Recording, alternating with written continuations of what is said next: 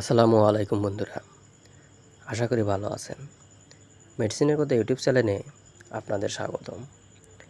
আজকে আমাদের আলোচনার বিষয় হচ্ছে ইক্যাপ। আজকে আমরা ইক্যাপ সম্পর্কে বিস্তারিত জানব। এর কাজ কি, এর ব্যবহার এবং এটি কোন কোম্পানির ওষুধ সে সম্পর্কে বিস্তারিত জানব। তো বন্ধুরা, চলুন শুরু করা যাক। ভিডিওটি শুরু করার আগে একটা রিকোয়েস্ট, ভিডিওটি টেনে না দেখে সম্পূর্ণ দেখবেন এবং নিয়মিত মেডিসিন এবং স্বাস্থ্য টিপস পেতে চ্যানেলটি সাবস্ক্রাইব করে পাশে থাকবেন। এবং যারা অলরেডি সাবস্ক্রাইব করেছেন তাদেরকে অসংখ্য ধন্যবাদ। এছাড়াও আপনি খাচ্ছেন এমন কোনো ওষুধ সম্পর্কে জানতে কমেন্ট করুন। বন্ধুরা, ইক্যাপ ক্যাপসুল হচ্ছে ভিটামিন ই গ্রুপের একটি ওষুধ।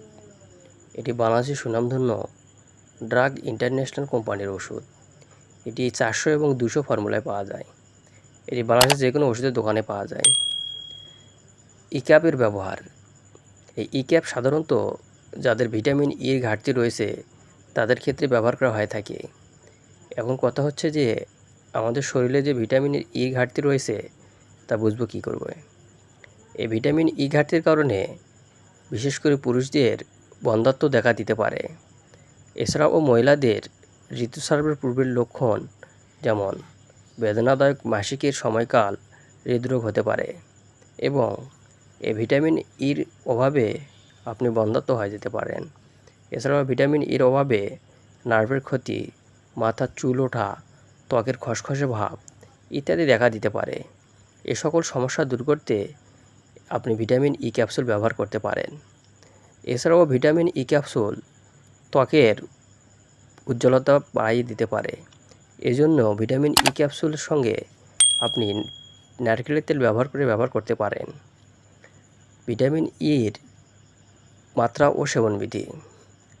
ই ক্যাপসুল প্রাপ্তবয়স্করা সাধারণত 1 থেকে 2টি ট্যাবলেট প্রতিদিন সেবন করবে এবং এটি সর্বনিম্ন 1 মাস সেবন করতে হবে। এবং যাদের বন্ধ্যাত্ব সমস্যা রয়েছে, বিশেষ করে পুরুষদের বন্ধ্যাত্বের উন্নতি ঘটাতে হলে ভিটামিন ই 200 থেকে 600 অর্থাৎ 200 মিলিগ্রাম থেকে 600 আইউ আপনার প্রতিদিন খেতে হবে। প্রতি নির্দেশনা, ভিটামিন ই এর প্রতি অপরিচিত এবং অতি সংবেদনশীলতা সহ রোগীদের ক্ষেত্রে এটি ব্যবহার করা যাবে না। পার্শ্ব প্রতিক্রিয়া, দৈনিক 100 আইউ এর বেশি মাত্রায় ডায়রিয়া এবং পেট ব্যথা হতে পারে।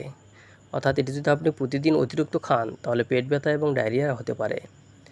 এই ভিটামিন ই ক্যাপসুল গর্ভাবস্থায় এবং স্তন্যদানকালে ব্যবহার করা যাবে কি না।